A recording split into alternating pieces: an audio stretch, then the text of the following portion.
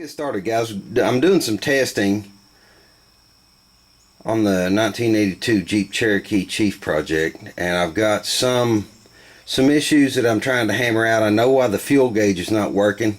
There's not a sending unit in it. I've got that on the shelf. Need to pull the tank, clean the tank, and get that sending unit in there, and we should have a fuel gauge. Now the coolant, it's coming in and out of consciousness. I don't know what's going on with that. I have no oil sending unit. I've hooked up a external, just a temporary tester to make sure I had good fuel pressure before I ran the Jeep. And on the amps, I think I've got a regulator in the alternator that's going bad, because sometimes it'll act like it wants to overcharge and then sometimes discharge. So I've checked all the fuses. They've all been checked before I started any of this, and I did locate my fan, the fan wire under the hood. It's well, I'll show you what's under the hood. It's a mess. Let's go ahead and start it, and I'll show you what we got.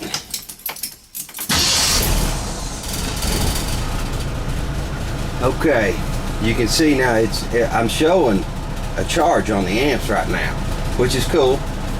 I'm showing that it's starting to warm up here with the coolant. Now sometimes that's there and sometimes it's not. I don't know if it's a loose wire or a failing sending unit or whatever, but nothing on the oil. What I'm trying to do is track down and determine whether I've got a bad sending unit, or if I've got a bad gauge, or maybe just a wire disconnected. But I know that I've got fuses on everything right now, so let's shut this off and we'll go under the hood and take a peek. As you guys can see, this Jeep is going to take a whole lot of work concerning the electrical system. I did locate, this is from my fan motor. I got it tested, turned it on. Obviously I got a light when I turned it on. That's how I determined that wire goes to the fan motor. What I've got to do now is determine whether I've got a bad sending unit, oil sending unit, which is, I think you can see that, maybe not. I hope you can. Anyway, it's down there. I've got a bunch of hacked up wiring here. What I should be able to do, if I can determine neither one of these wires are hot, okay, I'll use my regular tester to do that. Just make sure they're not hot. I should be able to ground the wire that goes to the oil sending unit, which I've got to determine, and I can do that if the sending unit is good, or if the gauge is good. I can hook a ground wire to that, say that the purple one's the one we're testing, and then ground it here, and that should start bringing my oil pressure gauge up, because that's how it works.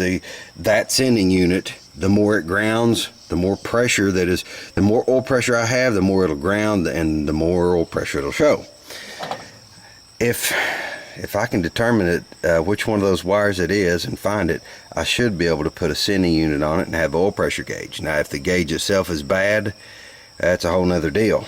So we've got to determine that little piece of the wiring puzzle, and all of this has to come out. I have no idea what, some people get in, they just kind of hack around on things. I don't know. To me, all it's good for is an electrical fire when you do stuff like that. It's got to go, all this madness. All right, I believe I mentioned this, but I'm going to go over it again. The more oil pressure that you make, the more ground that this sending unit will provide. When oil pressure comes in, it grounds, and when our sending unit wire is hooked on here, that's what reads out on the gauge. Now if the gauge is right in the dash, I should be able to ground that wire. I'm just grounding to the battery. You can ground it wherever you want. I went straight to the battery here with just a test lead. Now we'll go turn the switch on now. There's a shot of our oil pressure gauge. With that grounded, we're going to turn the switch on. I think we're going to turn the switch on here, if I can do it with one hand. Pegs out, okay?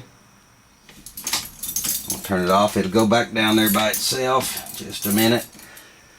Okay, what we're going to do now is get our sending unit on it, get it hooked up, and we should have an accurate oil pressure reading. Got a 9/16 wrench to take this old cylinder out. since we've determined that it is faulty and will not give us any oil pressure reading.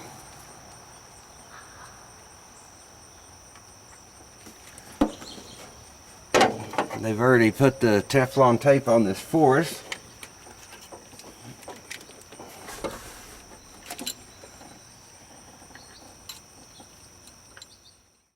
We'll get it tightened down.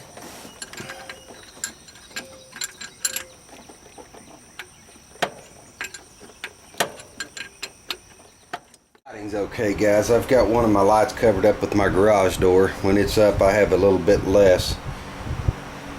What I'm going to try to do is I need to make up some type of end that'll fit on here. What I'm going to try to do is cut a slot in this so that this will pass through it and let that serve as my connection. I don't know if it's going to work or not, but it's worth a shot in my mind.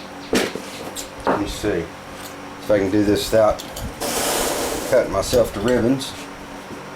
Try to keep my fingers out of the way.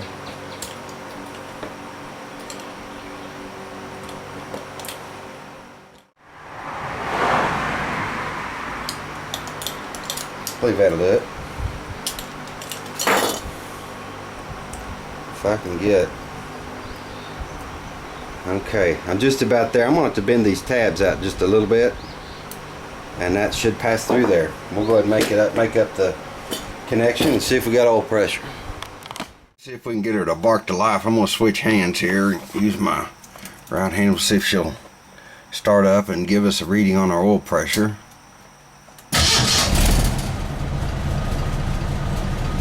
Coming up there.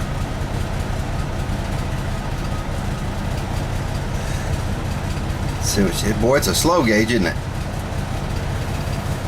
Let's see what she peaks out at idle with. Let's see here. We got looks like our temp gauge is working. Now I messed with that the connection on the temp gauge, so that may have been it. I tried plugging it in a little more secure. That could have been it. This thing's set for many years. All right, we got 40 pounds at idle. Looks like,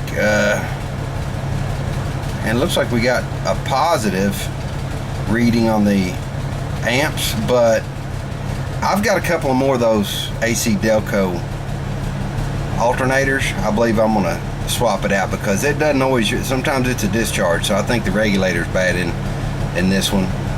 I may even have another regulator laying around. Anyway, we got what, 42 pounds of oil pressure. It might hold 40 when it's warm, I don't know. Positive reading on the battery. Our fan's working now. I got that lined out, but there's a whole lot more to do. Here. Anyway, I guess really the next project on this would be pulling the gas tank and getting the sending unit in it, and then we'll tackle the HEI ignition system.